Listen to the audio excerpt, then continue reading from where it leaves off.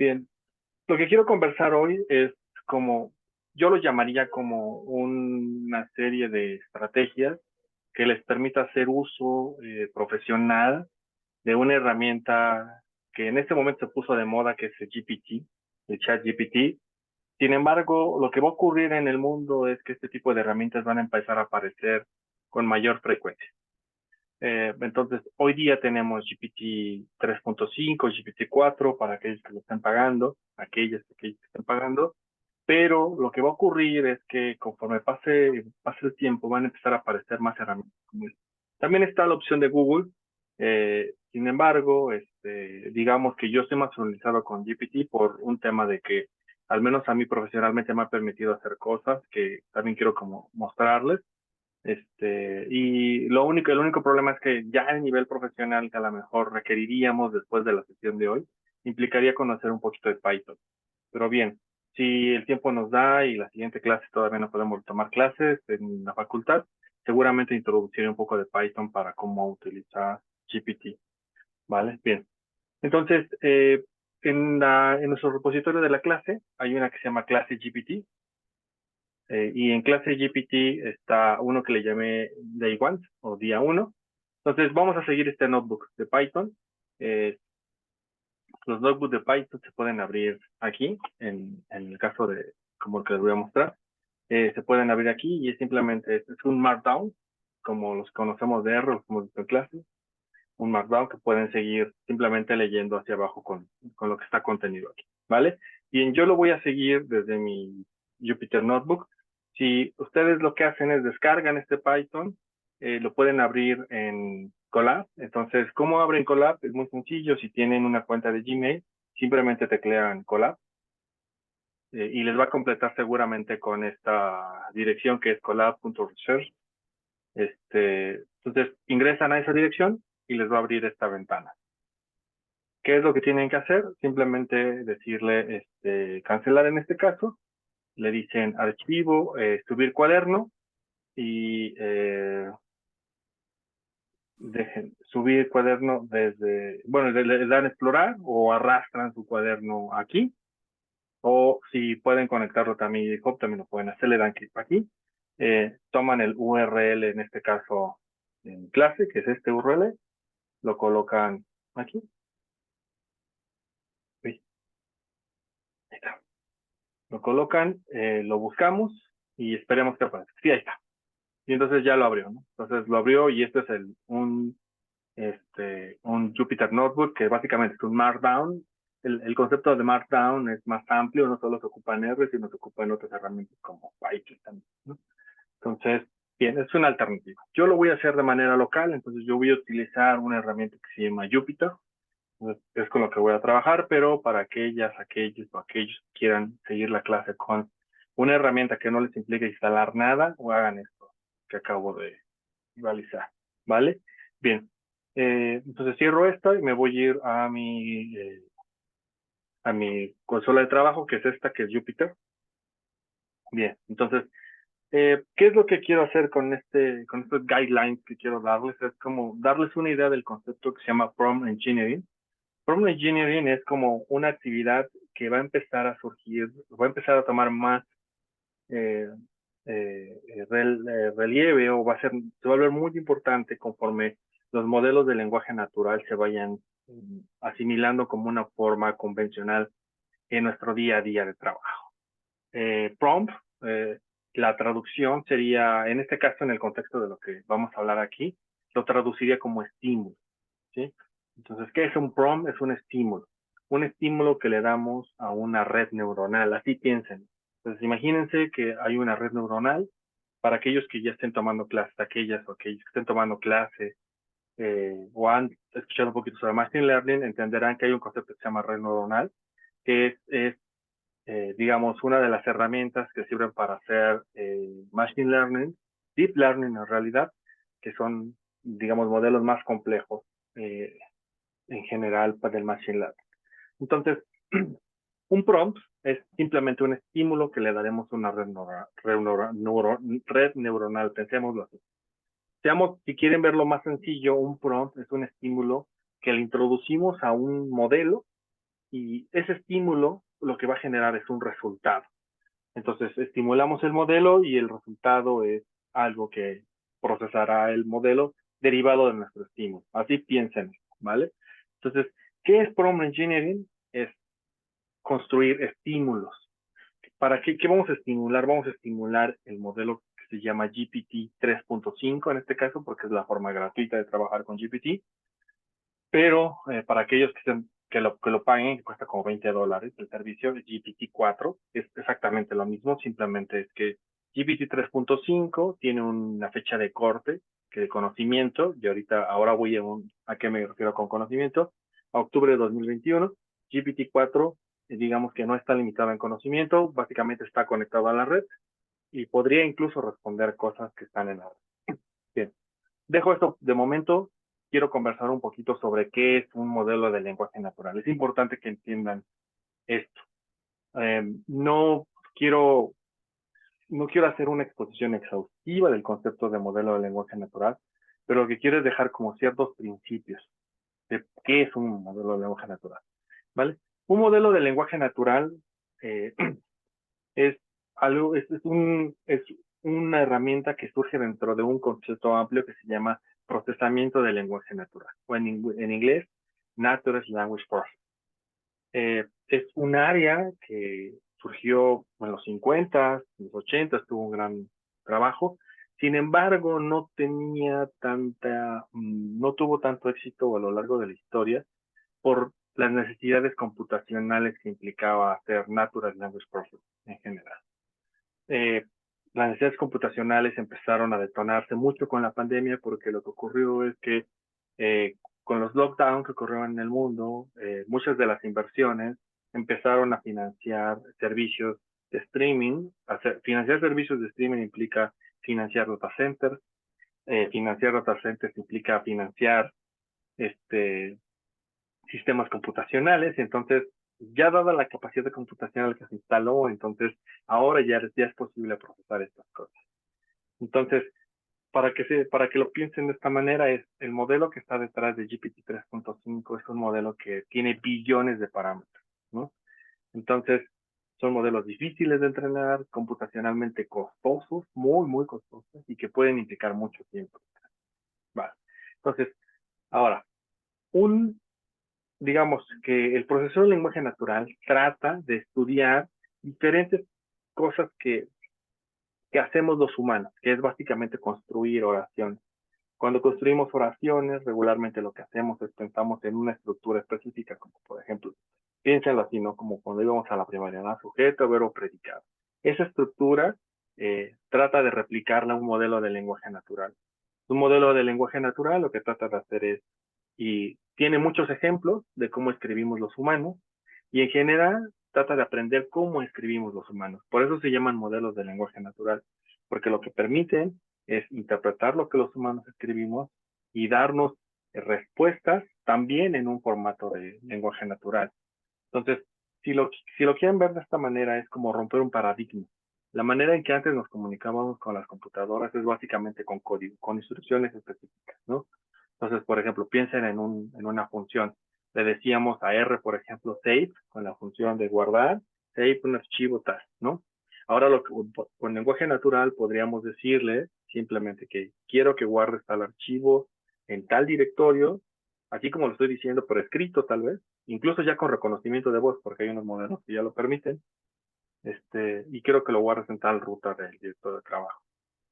Ese tipo de cosas están ocurriendo, ¿no? Y se pueden hacer, y es parte del ejercicio que quiero hacer con ustedes, ¿vale? Entonces, ¿por qué es importante el lenguaje natural? Porque en general, en el futuro, su vida profesional va a estar basada en modelos de lenguaje natural.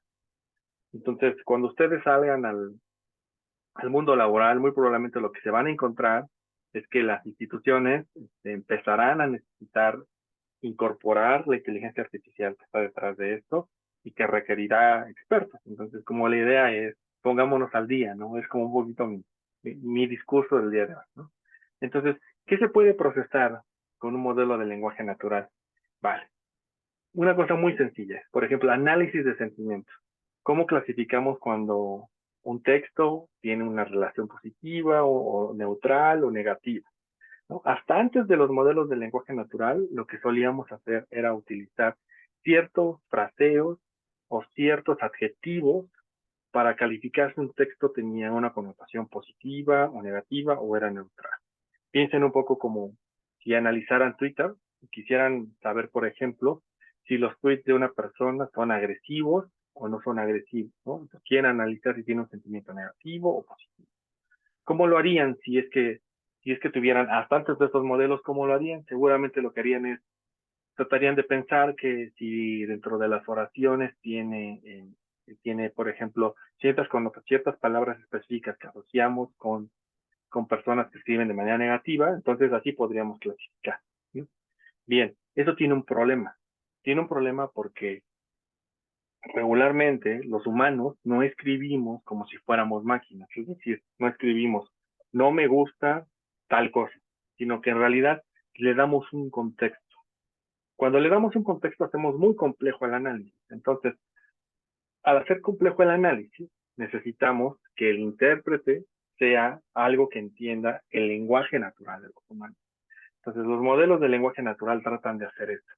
Identificar cuando un fraseo, por su forma semántica, es una connotación negativa. ¿Vale? Eso es una aplicación básica y que está ocurriendo mucho en el mundo en este momento. Entonces, imagínense si tu vida laboral termina en una empresa que se dedica al análisis, por ejemplo, de comentarios sobre sus productos. El análisis de sentimiento es algo básico, ¿no? Es decir, eh, si queremos identificar si el público se está pronunciando positivamente o negativamente sobre nuestros productos, querremos hacer análisis de sentimiento. Hoy día con herramientas como GPT es algo muy sencillo. Más adelante regreso a esos temas, ¿vale? También podemos clasificar cuando los comentarios son tóxicos. Eh, por ahí, por ejemplo, quien lo ha intentado, en mi opinión, malamente, con muchas deficiencias, es el Colmex. Tiene un área de datos, pero más bien son econometristas que quieren hacer data science, pero en realidad por ahí no va la cosa, ¿no? Sí, el tema este de Natural Language Processing sí es una disciplina distinta. Este, no necesariamente los econometristas pueden hacerlo, pero es un camino para empezar, ¿vale? Entonces, Webcomics tiene por ahí un análisis, por ejemplo, de qué tan tóxicas son algunos comentarios. Lo hicieron para dos personas, hasta donde yo entiendo, políticamente expuestas altamente, Denise Dresser y por ahí la primera no dama de México, para saber qué tanto se hablaba sobre ellas, pero bueno, es un ejercicio también interesante trabajar con estos temas. Bien, traducción automática, vamos a ver un ejemplo al respecto. Reconocimiento de entidades, es una cosa bien interesante porque a veces lo que queremos es, cuando hacemos análisis de texto, queremos identificar si hay, existen ciertas entidades dentro del texto, por ejemplo, nombres propios, nombres o ciertas formas fraseos que queremos ubicar, también lo podemos hacer, ¿no? Detección de spam, que es algo básico, que en realidad no voy a detenerme mucho ahí. Corrección de errores gramaticales, que eso seguramente hablaremos en una segunda sesión. Esto es bien interesante porque GPT les va a permitir a ustedes hacer correcciones gramaticales de sus escritos, incluso ayudarles a escribir sus correos electrónicos. Por ahí, si ustedes hablan con la gente, sobre todo los ejecutivos que están utilizando GPT, les podrá decir que incluso GPT lo están utilizando para escribir correos en otros idiomas. Porque ocurre mucho que nosotros, que somos hispanohablantes, o más bien que hablamos nativamente español, tenemos una dificultad a veces para para escribir en otros idiomas, ¿no? Entonces, GPT nos puede ser una buena solución para ayudarnos a corregir un correo electrónico que quisiéramos mandar en inglés, por ejemplo, en francés o en alemán. Y eso es una aplicación muy sencilla. Ahora bien, pero probablemente la aplicación más interesante en este momento es algo que se llama Information Retrieval. ¿Qué es un Information Retrieval? Es, por ejemplo, preguntarle al texto. Lo que los modelos de lenguaje natural están ayudando a romper como área de la ciencia es ahora nos permiten conversar con el texto. Entonces, en mis siguientes sesiones, lo que voy a enseñarles un poquito es cómo conversan con texto. Es decir, imagínense que tienen un montón de PDFs, o un montón de Words, o un montón de archivos de texto plano, pero en realidad los humanos no hemos explotado muchísimo ese tipo de información. ¿Por qué? Porque es muy difícil, hay que leerlos, hay que clasificarlos, y hay que hacer diversas cosas para poder utilizarlos. Los modelos de lenguaje natural que están hoy disponibles en el mundo nos permiten hacer consultas sobre el texto con una connotación claramente semántica. O sea, imagínense hoy día cómo hacen una búsqueda en texto. Regularmente la hacen con palabras. Entonces, piensen en esta situación. Si estuvieran trabajando no sé, para una empresa que tiene muchísimos documentos de texto, y les preguntaran queremos saber cuál ha sido la opinión general de, no sé, la actividad de un funcionario. Pues, ¿qué es lo que harían? Seguramente empezarían a buscar el nombre del funcionario y sería por palabras, ¿no? ¿Dónde se ubica? ¿En qué documentos? Pero toda esa masa de documentos tiene basura, porque seguramente muchos de esos documentos solo mencionan al funcionario porque estuvo en una lista de asistencia o porque está copiado en un correo. Eso es irrelevante para nuestro análisis. Pero ¿qué pasaría si le podemos preguntar de forma semántica? Queremos saber las veces en que tal funcionario ha sido mencionado porque está relacionado con corrupción con otra entidad, con otra persona. Bien, eso se puede hacer hoy día con GPT, ¿no? Por ejemplo, o con BART. Ahorita regreso un poco al tema. Bien, ahora, ¿cuáles son las principales técnicas del lenguaje natural? Y esto lo voy a pasar un poquito rápido. Las clásicas son regresión logística y los modelos Naive, que básicamente lo que hacen estos modelos tradicionales es predicen siguiente palabra. Entonces, simplemente la idea es una oración. Imagínense que la oración es la siguiente. La oración es: la capital de Francia es. ¿Cuál es la siguiente palabra en esa frase? Bueno, París, ¿no? Entonces, eh, pero eso es algo que seguramente por la recurrencia de los documentos que contienen la frase la capital de Francia es común que lo más probable es que digamos París, ¿no? Bien. Esos son los modelos del lenguaje natural tradicionales. Revisen siguiente palabra. El paradigma que rompieron los modelos del lenguaje natural de aprendizaje profundo es que permiten que podamos hacer preguntas y podamos asignarle tareas al modelo. Por ejemplo, si le preguntamos ¿cuál es la capital de Francia? Seguramente la respuesta en un modelo tradicional sería más inexacta que en un modelo de nueva generación, digamos, o de aprendizaje profundo. ¿Por qué? Porque los modelos actualmente, los modelos disponibles como esta de BERT o los GPT-3 o los GPT, están diseñados para funcionar con estímulos, con prompts, ¿vale? A eso quiero llegar ahora, ¿vale? Entonces, ¿cómo diseñamos prompts? Bien, algunas ideas generales al respecto. Bien, vamos a utilizar el modelo GPT-3 Turbo, que es el más básico y el más barato, de hecho es el gratis. Entonces, si tienen una cuenta de OpenAI, van a poder llegar a su chat. Este es el chat GPT 3.5. Bueno, yo no pago GPT-4, entonces solo ocupo el 3.5. Entonces, eso es lo que vamos a trabajar, ¿vale? Bien, ahora, ¿cuáles son ideas generales del modelo GPT 3.5? Hay una cosa que tienen que entender. Los modelos GPT 3.5 son los modelos que se les conoce como Instruction to Net LLM. ¿Qué significa un modelo bueno, si lo traducimos sería como ajustados por instrucción? ¿Qué significa eso? Eso significa que estos modelos pueden ser manipulados, ajustados, adaptados a nuestras necesidades. Por ejemplo, estos modelos pueden tomar roles. Entonces, imaginen la capacidad que les puede dar, que imaginen una situación en la cual ustedes están escribiendo un artículo que quieren publicar en una revista internacional. Entonces, quieren corregir que también está escrito, porque a lo mejor no sienten que está correctamente escrito. Entonces, le pueden decir al modelo de GPT, pueden decirle: asume que eres un investigador en el área de economía, vamos a elegir alguna rama, ¿no? Economía industrial, ¿no? O vamos a elegir una rama más especial, ¿no? Economía espacial. Si es que existe, la verdad es que no creo que exista de esa manera, pero economía laboral, en eso sí. Asume que eres un economista en el campo de economía laboral, y vas a corregir un texto. ese rol, yo lo que estoy haciendo es estoy ajustando el modelo, le estoy diciendo asume ese rol. Entonces, todas las tareas que yo le asigne al modelo partirán de la idea de que se asumió en el rol. Dijo, yo soy esto. Bien, esa capacidad de ajustar el modelo permite, por ejemplo, crear chatbots. Podemos decirle al modelo, compórtate como si fueras un customer service de una tienda que se dedica a la venta de electrodomésticos. Entonces, buscará de entre todas las cosas que tiene de su entrenamiento, todas las cosas que se parecen a eso. Y entonces, qué es lo que ocurrirá con ese chatbot? Se comportará seguramente de una forma muy servicial, ¿no? Pero podemos también darle otra connotación más agresiva, ¿no? Asume que eres un funcionario, vamos a llamarlo así, piensen en alguna situación específica, ¿no? Un funcionario que hace trámites, por ejemplo, para licencias, ¿no? Que son muy agresivos normalmente.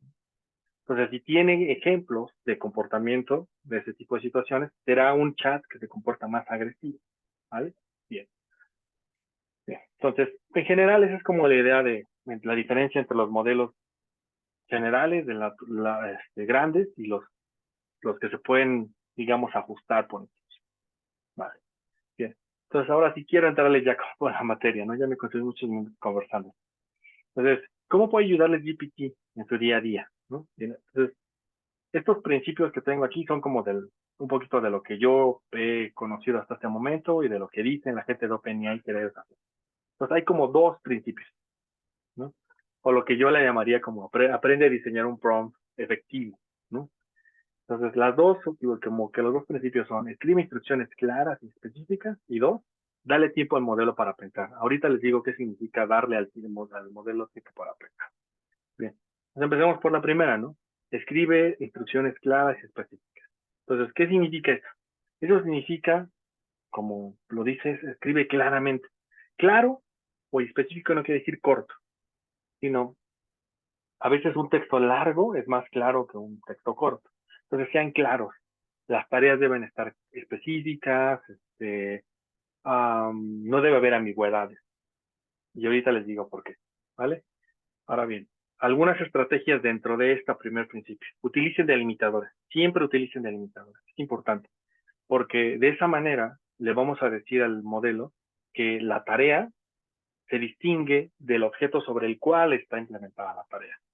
Este es el ejemplo que quiero dar. Entonces, en adelante, cuando vean text igual a, ese es digamos, esa será el texto sobre el cual vamos a hacer que el modelo trabaje. Y cuando diga prompt, será la instrucción. Esa es la tarea. Entonces, yo le voy a decir a GPT, quiero que resumas el texto delimitado en triple comilla. Entonces, eso es lo que estoy haciendo. Estoy delimitando en tres comillas. En triple comilla, quiero que resumas el texto delimitado en triple comillas en una sola frase. Esa es la tarea que le estoy dando al chat. Entonces, simplemente copio el texto, me voy al chat, ¿no? Y voy a sustituir esta llave y text, lo voy a sustituir por el objeto que tengo en mi pestaña como texto. Entonces, voy a tomar este texto, que básicamente es lo que les acabo de conversar, de qué es lo que debe contener un prompt.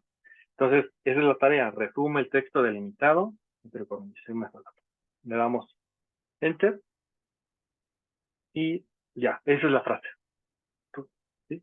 Entonces, ¿cuál es digamos, la lección aprendida en este caso?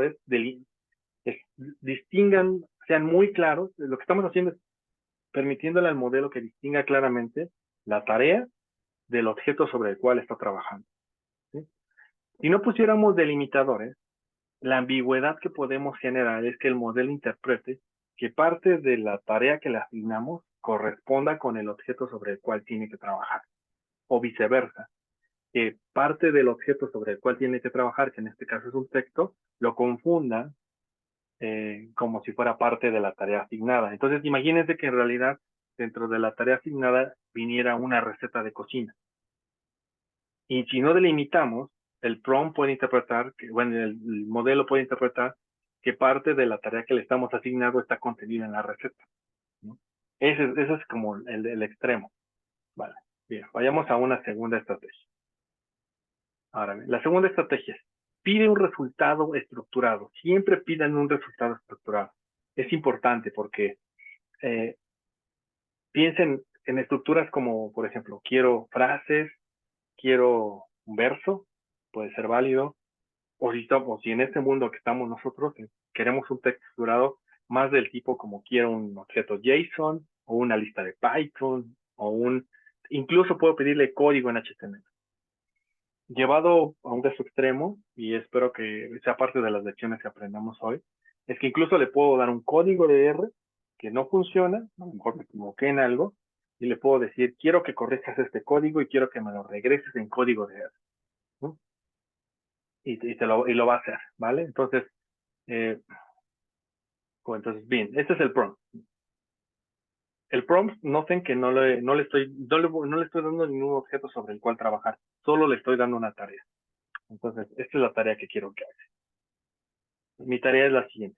Quiero que genere una lista de 3 títulos de libros inventados, junto con sus autores y género. Entonces, ahora, esa es la tarea, ¿no? Pero, digamos que el dato estructurado que le estoy pidiendo está en la segunda línea.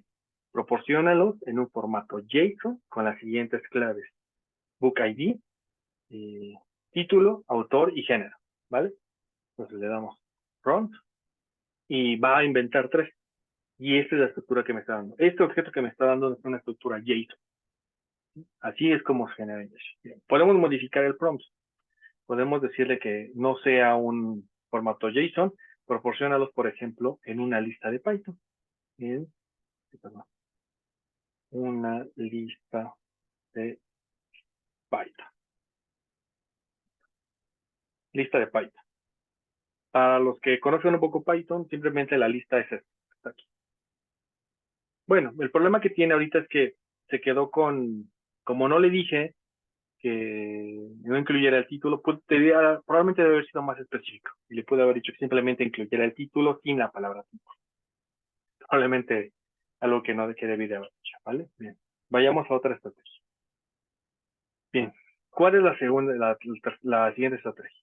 Solicita al modelo que verifique si se cumplen condiciones. Entonces, como estamos ajustando el modelo, le vamos a decir que, por ejemplo, verifique si las instrucciones que le estamos dando se están cumpliendo. Hay que ser explícitos en ese sentido.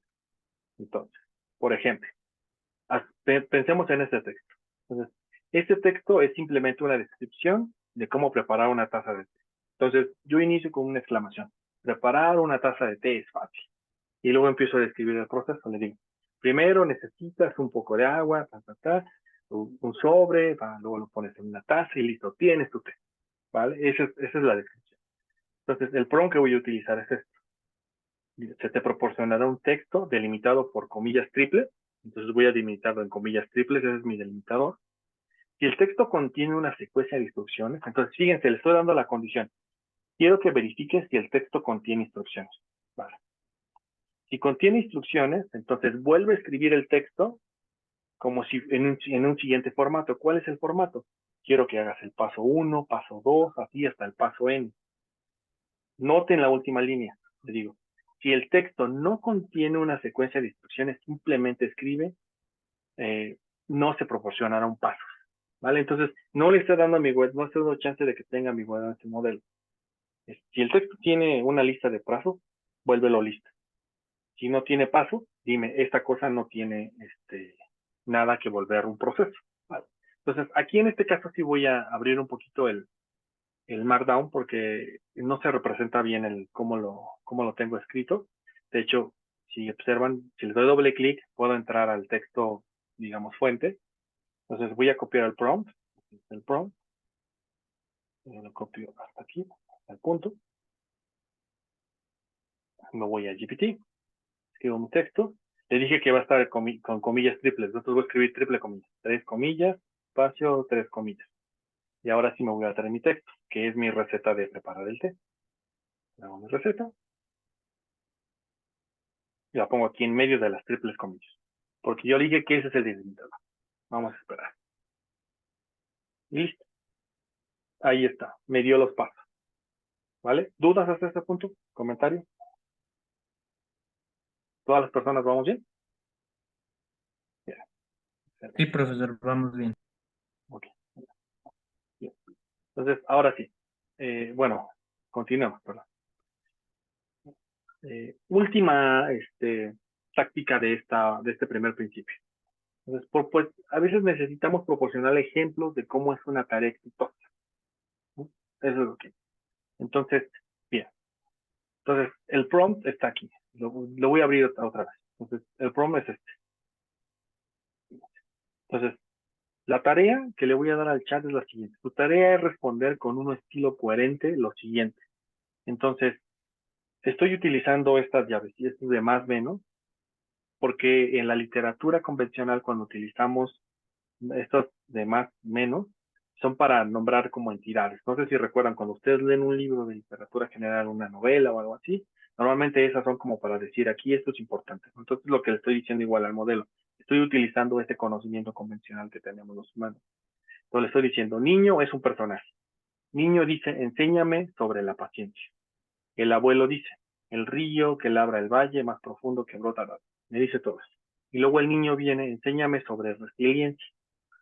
Entonces, lo que le estoy pidiendo al ChatGPT es que complete este diálogo. Entonces, ¿quién es el siguiente que tiene que incluir? Al abuelo. Entonces, me tiene que dar algo coherente con lo que está escrito aquí. ¿Vale? Entonces, lo copio, pego y vayamos. Y ahí está. Claramente el modelo entendió que el siguiente, es decir, que era un juego de rol. Un niño, un abuelo, niño, lo que sigue es el abuelo. Y me dice, la resiliencia, mi querido, me da esto. ¿Vale? Continuamos. Ahora sí, segundo principio. Dale tiempo al modelo para pensar. Más allá de decir que pensar, de hecho, me atrevería a decir que es algo entrecomillado. Cuando decimos dale tiempo al modelo para pensar, es darle instrucciones, más bien no dejar huecos para que el modelo tome supuestos que no son ciertos y darle instrucciones que verifique los resultados antes de darnos algo a nosotros. Entonces, el prompt, el estímulo que le vamos a dar es muy claro y además le estamos diciendo que verifique antes de darnos una respuesta si la respuesta corresponde con el prompt que le estamos ingresando. Esa es la idea básica. Entonces, por ejemplo, ¿cómo podemos llegar a eso? Bueno, podemos especificar los pasos necesarios para completar la tarea. Entonces, por ejemplo, este es el prompt que voy a utilizar. Igual voy a ingresar a él porque no se representa muy bien en Markdown. Entonces, el prompt es lo siguiente. Realiza las siguientes, le voy a poner como dando la instrucción al modelo. Realiza las siguientes acciones. Resume el siguiente texto delimitado por triples comillas en una frase. Entonces, esa es la primera acción que va a hacer. Lo va a resumir en una frase.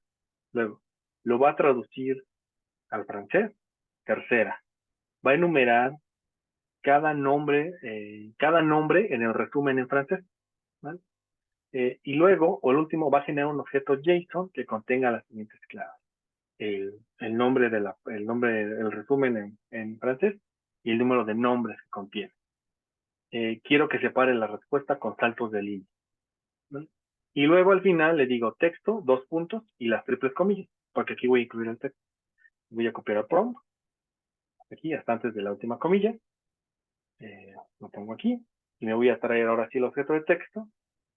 Entonces, el texto.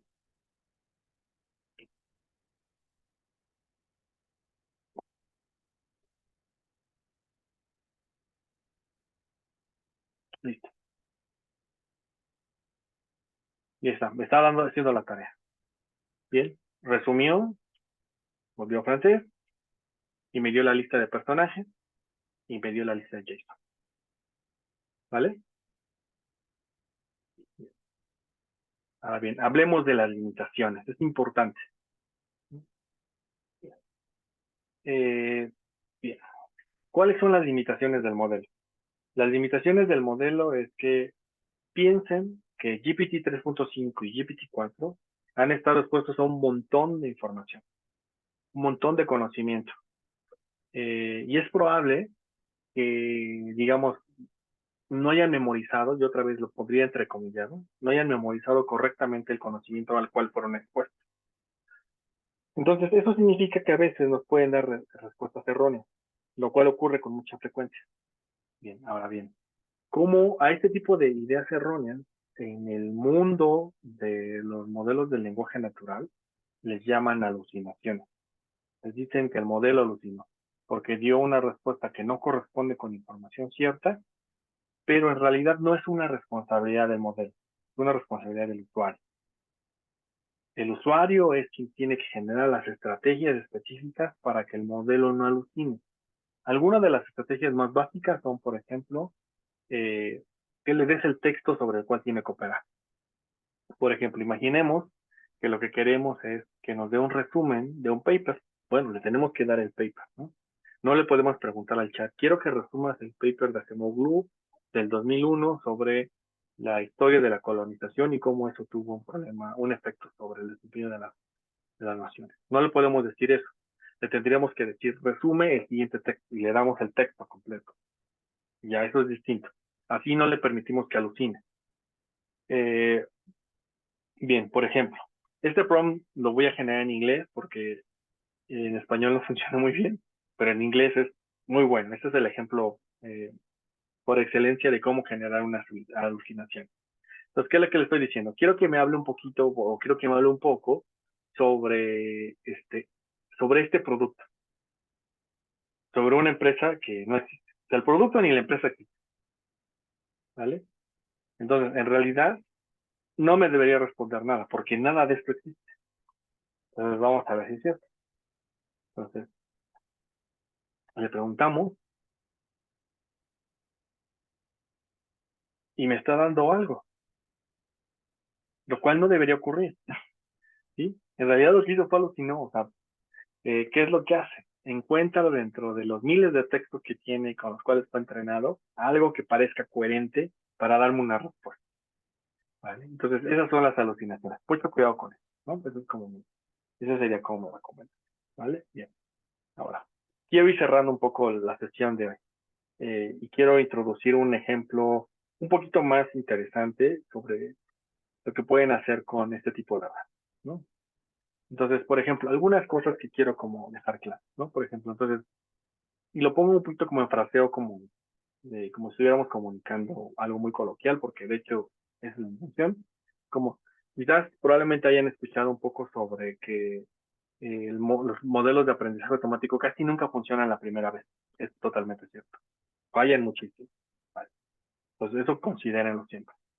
La segunda cosa es que, dado que las primeras veces funciona con bajas probabilidades, entonces digamos, el secreto de utilizar modelos de aprendizaje automático y de implementarlos consiste en iterar, ¿no?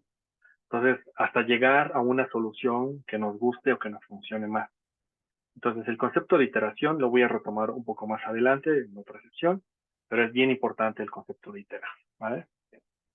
Ahora bien, ¿por qué es importante esto? Porque en realidad seguramente ustedes han estado expuestas a una cosa que ocurre mucho en Twitter principalmente. En LinkedIn otro tanto. Que es, por ejemplo, esta frase, ¿no? De los 30 prompts mejor, o los 30 prompts más valiosos para tu vida profesional, ¿no? O los 30 prompts que te dan la vida más productiva, ¿no? Esa cosa no existe. Es decir, no hay un prompt que funcione para todos y para todo, ¿sí? Los prompts son ad hoc, yo me atrevería a decir que son personalizados. Es decir, mi estilo de escribir y mi estilo de hacer código probablemente no corresponde necesariamente con el estilo de algunas de las personas que estamos en esta videollamada, ¿no?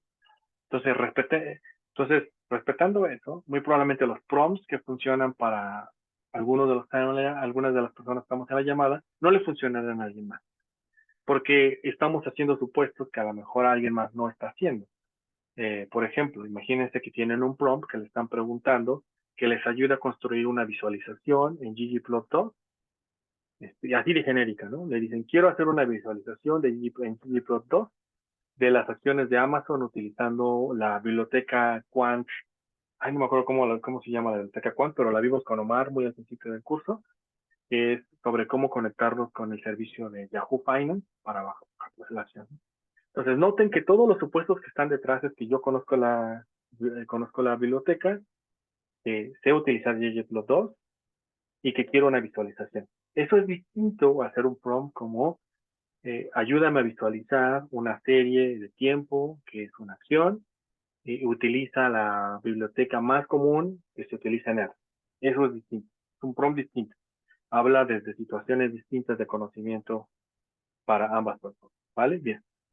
Entonces es importante eso. Entonces, cuando ustedes lean los 30 prompts perfectos para fraude, ¿no? Ni abran el tweet. Bien. Ahora, mmm, Juan Mont, muchas gracias, Edgar. Juan Mont se llama la biblioteca. Vale, bien. Entonces, bien, entonces veamos este ejemplo. Este ejemplo lo voy a dejar en inglés también, porque quiero utilizar una habilidad que tiene GPT, que es traducir. Y traduce muy bien, ¿no? Entonces, por ejemplo, esta es una nota, esta es una ¿cómo se traduciría este? Como una nota técnica de un objeto, ¿vale?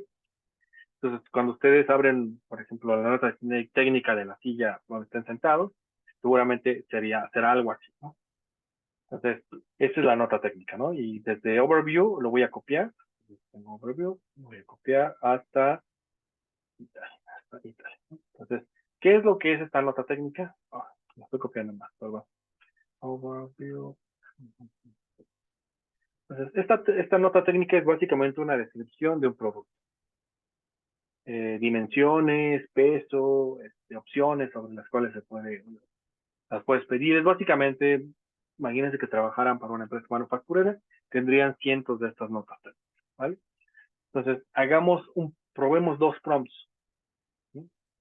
Y ahorita lo conversamos como en qué se diferencia, ¿vale? Entonces, digamos, vamos a dar un recorrido muy rápido. Entonces, tenemos como el panorama general de qué es, luego de qué está construida, luego las dimensiones, las opciones y los materiales de otras partes de la, ¿vale? Y el país de donde es originario, que es Italia, ¿vale? Entonces tengo dos prompts. Déjenme corregirlos porque el segundo debería llamarse dos y no. Listo. Entonces, fíjense, en el prompt 1, lo que quiero que haga es, le estoy dando un rol al chat. Entonces, el tuning que estoy haciendo es decirle, quiero que asumas este rol, ¿no? En este caso, tu tarea es ayudar a un equipo de marketing. Entonces, ya el chat lo que va a hacer es, va a asumirse en un rol de alguien que colabora en un grupo de marketing. Entonces, a crear una descripción de un sitio web minorista de un producto basado en una ficha técnica.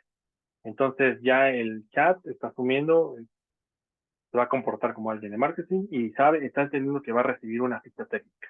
Esos son los supuestos que le estoy dando. Ahora bien, segunda cosa.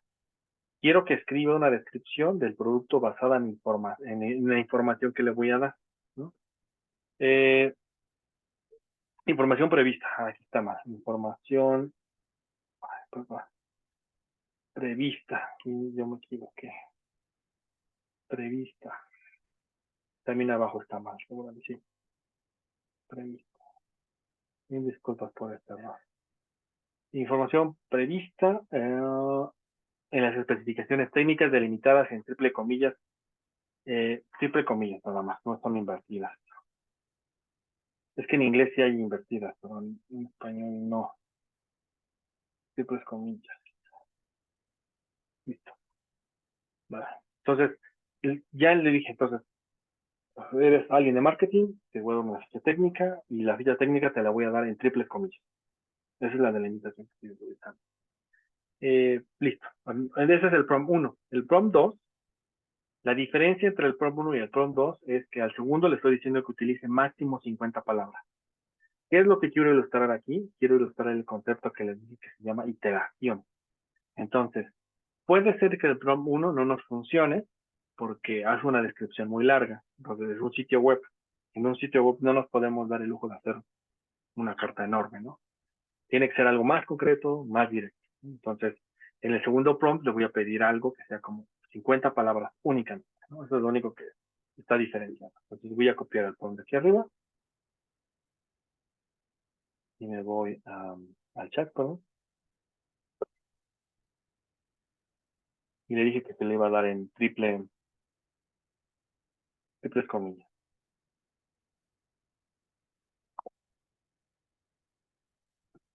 Bien. 1, 2, 3, espacio.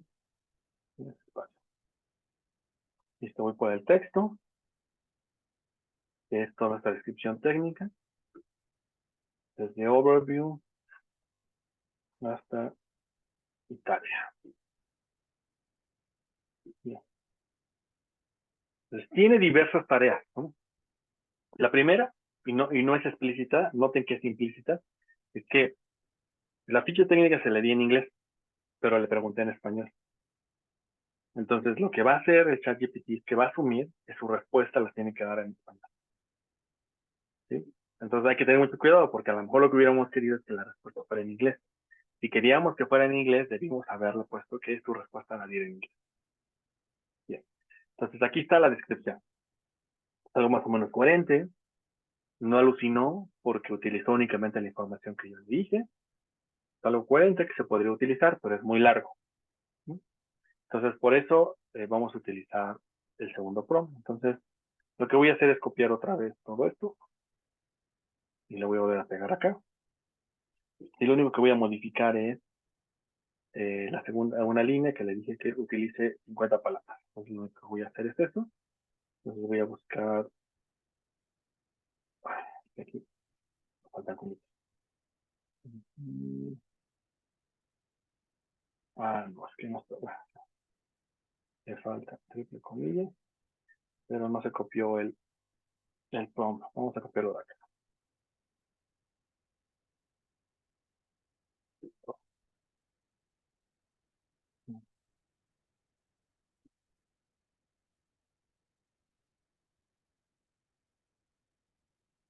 Y ahí está. Una descripción más corta, más adecuada para un sitio web y utilizando como un lenguaje más o menos de marketing. ¿Vale? Bien, aquí voy a tener mi grabación. No quiero hacer muy extensa esta clase.